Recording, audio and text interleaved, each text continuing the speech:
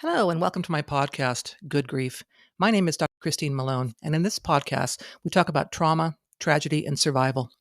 In each episode, I will interview someone that has gone through grief in some way, and we will discuss the impact it has had on their life. By sharing these stories, we hope that others won't feel alone should they be going through similar situations. Enjoy.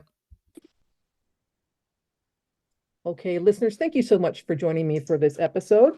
My guest today is Blanca Rodriguez. She is the owner of Wounded Healer, and she's going to tell us a bit about her experiences, and then we'll move into what she's done to really help people who've gone through some traumatic events. So, Blanca, if you would just kind of share with us, kind of some of your background that has led you to where you are today. Thank you so much, Christine. Yes, my name is Blanca Rodriguez, and I am the Wounded Healer LLC. And the origin of these two words that are so powerful, and I was reading about what is a wounded healer exactly. In the shamanic world, wounded healers are very powerful people. They become shamans.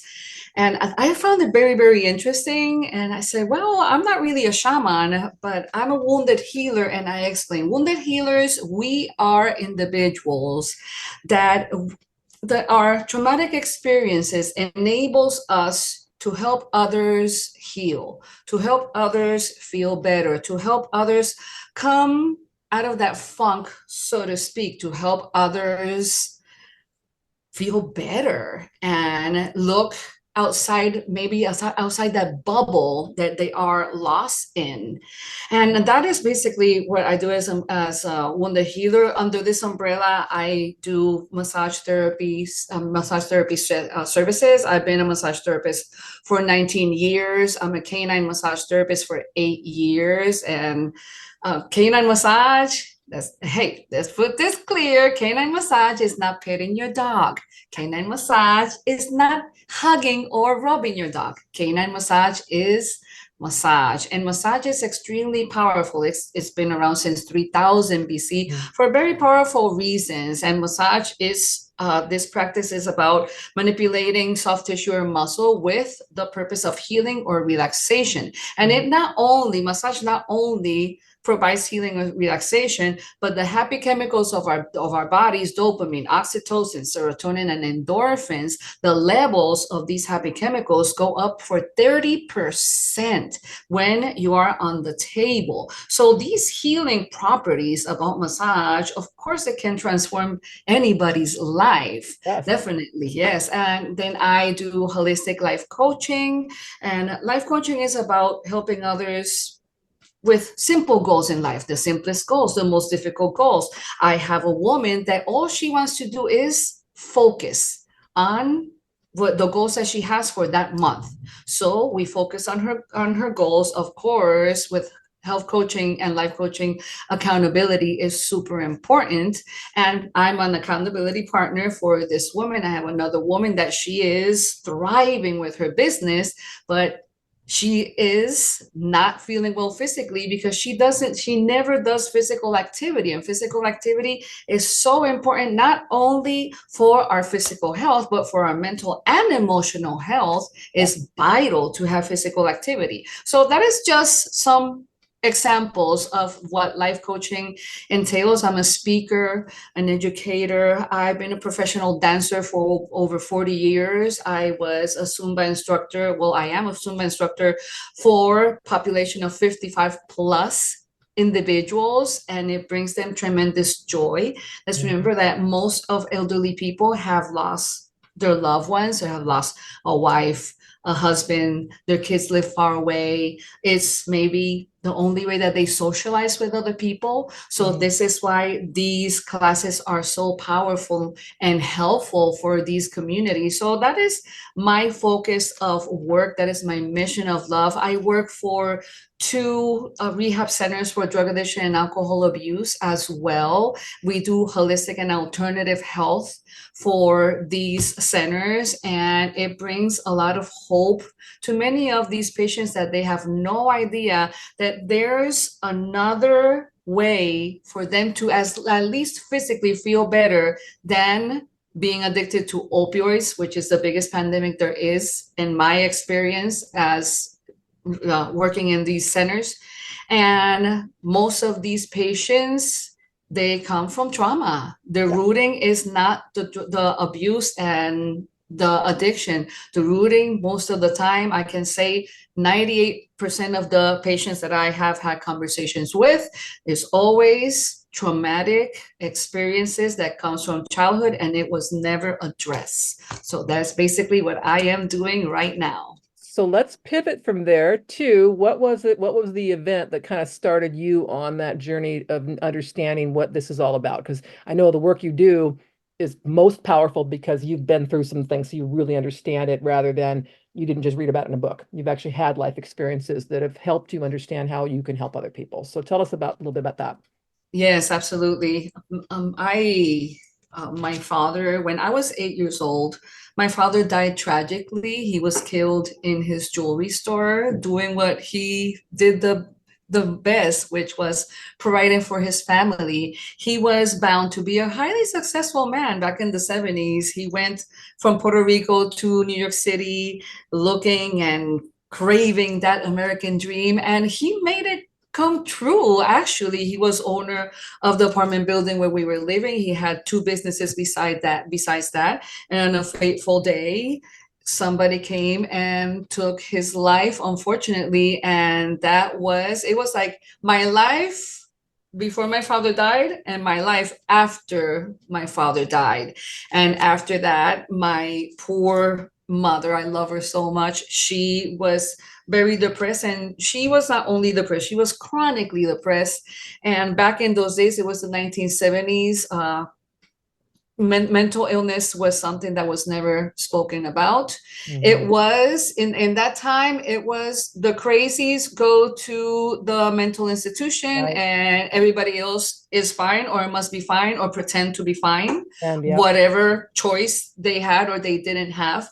At that time, my mother went into a deep depression after my father's death. She never recovered from it, and we live in a very unstable, difficult environment. There was a lot of chronic mental illnesses around my family, a lot of suicide, a lot of drug addiction, and that took me to a path that it really wasn't the best one. It took me to a path down to being the most rebellious one, jumping from person to person. I was sexually assaulted for the first time when I was 9 years old. And of course, everything was hush, hush. The shh, you don't talk about the dead. You don't talk about bad things because we are women. And as a society, us women, we put ourselves last if we want to be good women. If you are a good woman and a woman that you will do good things in your life, you put yourself last and then you're a great woman. And that was, just one of these cultural things that it doesn't do anybody any good. no, And definitely living around those traumatic experiences, and then the sexual assault and sexual harassment never stopped along almost my whole entire life. So it never stopped. I never tried to heal it because I was too ashamed to address it to no one. And that lasted for many, many years. I started to get help for that traumatic experience. I mean, in my 50s, I believe that I started like officially to do that. I mean, besides all the self-help and all these tools that I started to pick up, because if I am going to help others, I got to help myself first. right. Yes, and then after being in a world that I didn't respect myself, I was jumping from person to person. Of course, I was drowning my sorrow and my trauma in drugs and alcohol when I was a younger woman.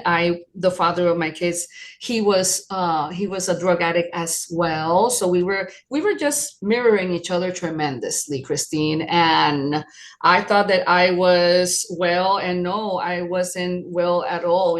He came from sexual abuse as well. He was sexually abused as a child. And if for us women in a society, in a Latino society where the men are the most Right. strongest man, and oh, you don't look up to that man, him carrying that trauma, he never recovered from it, and he became a drug addict at a very young age, and he never recovered from it. He died at 48 years old. And that was the moment when I said to myself, I either change my ways and start getting out of this very deep rabbit hole of confusion, trauma, grief, loneliness, isolation, or I'm going to end up like him. Yeah. So, I'm going to succumb to my trauma and my frustration and my illness. And what is going to happen with my two kids? Yeah. Yeah. What's Because going to happen with my two kids? you still have, and you brought up something very, very true, which is as women, we do tend to put ourselves last, and we admire women who put themselves last. That's kind of the Hmm. cultural norm. We were talking before I started recording about the physical, cultural things that people think are the beauty of whatever it is in society. So by doing, I mean, and one thing that also that strikes me is that you had a traumatic event that helps you see, I got to get off this roller coaster. I got to get off something else, which is a very common thing, unfortunately, for us to have something very traumatic happen to Yes, get to that. absolutely, absolutely. I was at a doctor's office one day many years ago, and nothing happened by chance. It was all part of the plan. And there I was sitting, and right in front of me was this little book called The Secret. And I picked up that book and I said, wow, I have so many secrets that I could share with these people. And that was the beginning, right there. That was the beginning of much more better things to come for my life, to really start the healing from the inside out. And yes, my kids were definitely my biggest inspiration, and they were my biggest mission. And I tell them to this day, my daughter is 23 years old, my son is 26, and I tell them repeatedly, it's like, do you know that I didn't give life, I didn't give any life to you. You brought me back to Oh, life. yes, yes. I know Yes, exactly what you're saying. absolutely. Know exactly what you're saying. I'm sure any parent out there is gonna understand exactly what you're saying with that. I know at times when I have been very depressed in my life, it has been thought of my kids and what I and that I need to still be here for my kids and Hmm. how horrible it would be for them if I wasn't here and all those kinds of things stick in my mind. And I'm glad I have that because it's like, okay, it gives me something to focus on until I can get myself back out of that, whatever that funk is I'm in and for every reason that I'm in there. So you went into doing the wounded healer part. Now, when you meet with somebody, is it kind of like a sharing of those experiences, and then you help them like kind of like a counseling session where you're helping them find them, or do they come to you and say, "This is the experience that I had, and I'm having trouble getting over it," or I'm finding myself in that rabbit hole? I mean, how does that usually go? You know, Christine, in my experience as a massage therapist and now as a life coach as well, I do them both.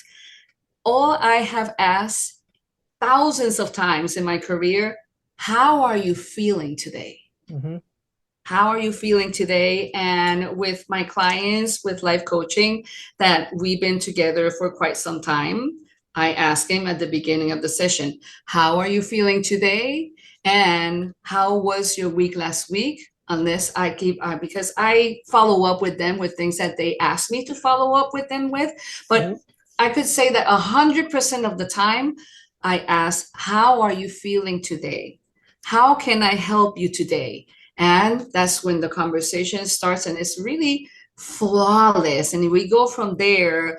To some of my clients, I ask, what would you like to focus on this month? And I have a woman that she tells me, well, I've been procrastinating. So I want to focus on working on my procrastination, which is a form of depression, by the way. Yes. And the other one is I want to focus. The other one is I want to be more physically active and put it in my schedule. And it's like, how can I help you with this? And let's talk about it. Let's have a full conversation of things that can be realistic Hmm. for them, not something that you're going to make yourself do and you're going to Right. drag yourself, because it won't last. We're going to Oh, go little by little. And I mean, it is said by a lot of people that you need at least 21 days to get used to something new, right. at least. And that is like the minimum.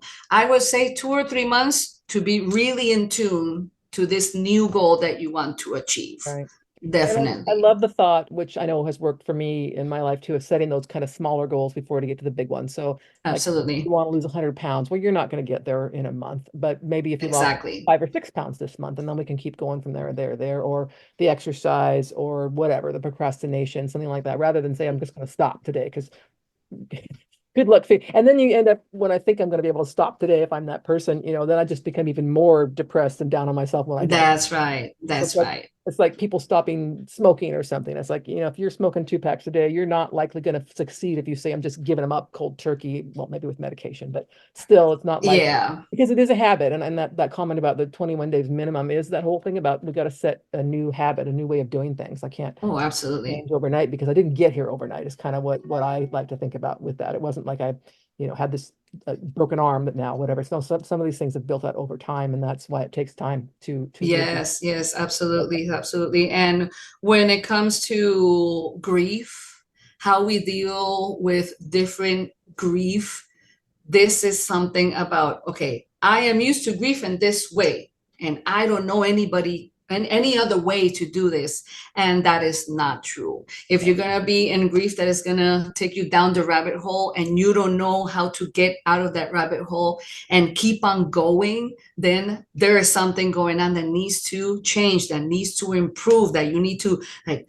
It's not about forcing yourself, but at the same time, yes, push yourself into keep on going because we've been there. I was doing some research not long ago, and 2/3 of all children in the planet will have a traumatic experience by the time they reach 16 years old. Either the loss of a loved one, being bullied by family, friends, or in school, or being assaulted.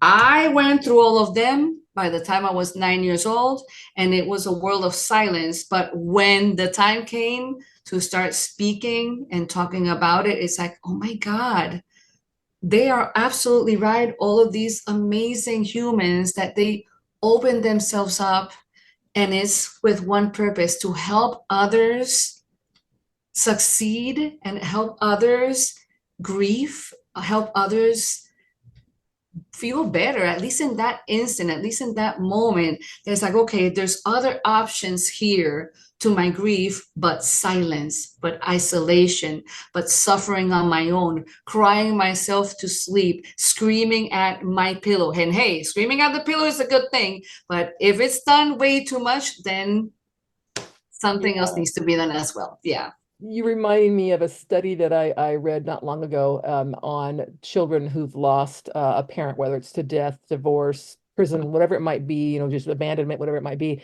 that their brain scans actually show that their brains are differently wired. It actually changes the wiring of their brain when these events happen, Yes, which absolutely. is really remarkable if you think about it. Because it's like, especially with I didn't know the statistic of 2/3 of the children, that breaks my heart.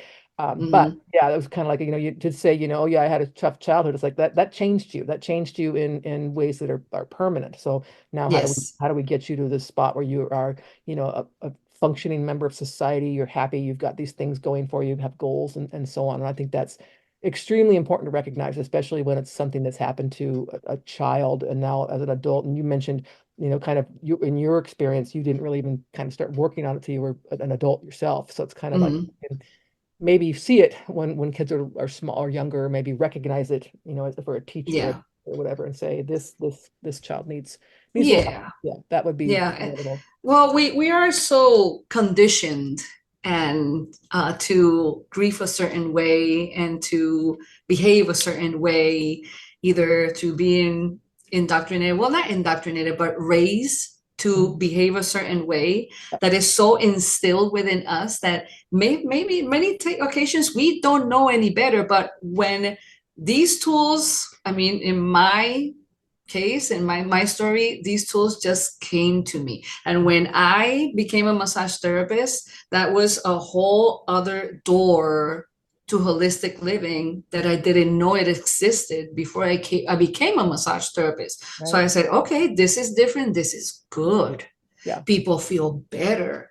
And all I have to do is ask people when I put them on the table, so how are you feeling today? And they start talking and talking and talking. Maybe it's a good idea that I start talking as well. So that alone, and here we go again, everything happens for a reason because I became a massage therapist, and that aspect of life that let's open up and have a conversation that is vulnerable, that is important, that it shows that it shows weakness. But in my opinion, vulnerability can be really, really a powerful thing. Yeah. Definitely. Right. And showing weakness is not necessarily only weakness that you are a loser. No, you show weakness, you're a very powerful person, and you There you go. have Yep. you're pretty brave just for the fact that you are saying something, Yep. talking to someone. You And know, it's beautiful. It's a beautiful thing. one thing that comes to mind, and I'd like to hear if this has been your experience, is I know there have been times where I have been asked by someone, how are you feeling today? And it takes me a minute because I'm thinking, I don't know. I have to think about it, right? Because I'm so busy or I'm whatever. It's like, oh, I'm actually feeling really tired and burned out today. But I wouldn't have put my finger on that unless you asked me. So is that kind of the experiences that you have too? Oh, yes, absolutely. Absolutely. A lot of people, I ask, so how are you feeling today? Oh, I'm good. I'm stressed. And when that word stress comes into play, that's when the whole door opens. It opens like from side to side. Stress, well, what happened that you're so stressed today? That's all I ask. What happened that you're so stressed? I understand what's going on. And the conversation starts rolling. And it's like I could say, Christine, it's like 99% of all the people that I have worked on for many, many years. It's like, are you stressed? What's going on? What's going on? Why are you so stressed? And they say it all. Yeah. And when I have them on my table with massage therapy, they say it all, but I see the difference that they start calming down. It's like, oh, this feels so good, and my muscles are so tense. Well, stress reflects on the weakest parts of our bodies. Right. That is for starters. And stress reflects on muscle stiffness, migraines, bad gut issues. When there's Mhm. gut issues, it may be directly reflected to stress. And I was reading not so long ago, 50 to 75% of all doctors' visits in the US alone have to do with some kind of stress that we carry within us. So this is when massage therapy is so wonderful and such a help. This is when life coaching is wonderful, because no, us life coaches, we're not psychiatrists, Right. but we are here to help and to help you in the goals that you want. And if you needed more professional care, then please get a counselor or use them both. I Yeah. have worked with all of them. I have done counseling with psychologists, counselors, psychiatrists, life coach. I have a life coach that I've been with him for 2 years already. Mhm. And I love having a life coach. I was like, I won't go without a life coach ever again, because it can be such an eye opener on situations that I talked to him about. And it's like, wow, I didn't think about it that way, but thank you so much for that, because it opens my mind to new ideas and Yeah. to new ways to deal and to work on different situations. That's why life coaching is so amazing and highly recommended to anybody, anybody. You know what I love about the thought of doing some of the healing or the coaching while you're doing the massage? I can't tell you how many times I've been to, and I love massage, that I've been to a massage therapist and they said, "What's going on? Your shoulders are like a rock," right? So you have the Mhm. power to feel there's got to be something going on because your neck is really, really stiff. So what's happening? Absolutely. When you ask that question and you say, "I can tell that you're holding it because I feel it here," or whatever it might be. So you kind of that extra tool that, you might not get if somebody just asked me the question, "How am I doing?" And if I say fine, because maybe I believe I'm fine. One of my thoughts is, maybe today's a really good day, right? Maybe I was so bad yesterday I couldn't get out of bed, but today's I think is an okay day. In reality, I'm not Exactly. okay, right? So we don't really recognize that within ourselves, which is why I was wondering if people just have to sit and think about it. How am I doing today? I don't really know, but you have that extra tool to, see are there muscles in this body that are just that's not okay, right? It's not. Yeah, yeah, and the level of hyperventilation as well, because then the shallow breathing comes into play, and when there's levels of stress going on, it really manifests on our body. It really manifests on our demeanor, how much we're frowning, how much we look tired. Our eyes are, I mean, glassy, because it's been a hard week, a hard month, a hard year, Yeah, yeah, because we have the tendency, especially as women, we have the tendency to go, go, go, go, go, and pretend like everything is good because I am the rock of the house and it's my responsibility. Imagine the weight of the response, just by that alone, the weight that we carry because we are the rock of the house and everything will go fine as long as you are working on it. Imagine that. And it doesn't necessarily have to be the case. We have all the right to feel bad, to feel tired, to be stressed, to be tired of dealing with anybody and everybody. We need a damn break. Give me a break. We need alone time. Alone time is powerful. Alone time is needed, is necessary. Alone time is an excellent tool for healing, relaxation, clarity of mind, getting new ideas, and plain old just breathing and enjoying ourselves, our own company. How important that is for self-love, for grief, for loss. It's been a powerful tool that I just keep on picking up over and over and over. I work with a lot of people in my career. I am in a chaotic environment at these rehab centers every single day with hundreds of people. And you know what, Christine? We are the calm in their storm. Yeah. We are the calm in their storm. And how do we make this happen? We got to be in a calm state in order for them to feel calm. Because that is something that you do feel, that you can see it coming. It's like, okay, this person is a hurricane of stress, and you can feel that energy coming to you, versus when they get off the table 10-minute increments, they're like, oh, I feel so much better, oh my gosh, thank you so much. And yes, and we are the calm in the middle of their storm. So it's a very, very big responsibility. I love it. Is a huge mission of mine. It's the most important mission that I have as a professional massage therapist in my career. I've been doing this for a very, very long time, and I relate to them. I was there. I never made it to a rehab center, but I was a very troubled soul. And we can relate to each other, and that makes my mission even more important, and it makes me very, very happy to help them because I know where they come from. I've been into that grief. I've been that loss. And if I can be a beacon of hope to someone to say, it's like, okay, this total stranger is making it better for herself, maybe I can too. But it's about picking up those tools that are there and really embracing them. And good days and bad days, we'll always have them. We always have them. But we don't need to live an entire lifetime being in grief always and forever. It's not conducive, definitely. We're better off exercising gratitude for the simplest things we have in life. And hey, the way we got here, we know that is about grief, but this grief is being a blessing in disguise because you and I right now, we're having an amazing conversation here. Yep. Well, we are going to for sure link to your website in your podcast notes. So anyone who wants to take a look at what you're doing and so on can do so. And Blanca, you've been an amazing guest. I've learned a lot from you today, as I do with a lot of my guests, and really appreciate you taking the time to talk with me. Thank you so much, Christine. What a blessing it is what you're doing. And thank you so much for having me. It's an honor for me to be here. Thank you for listening to this episode of Good Grief.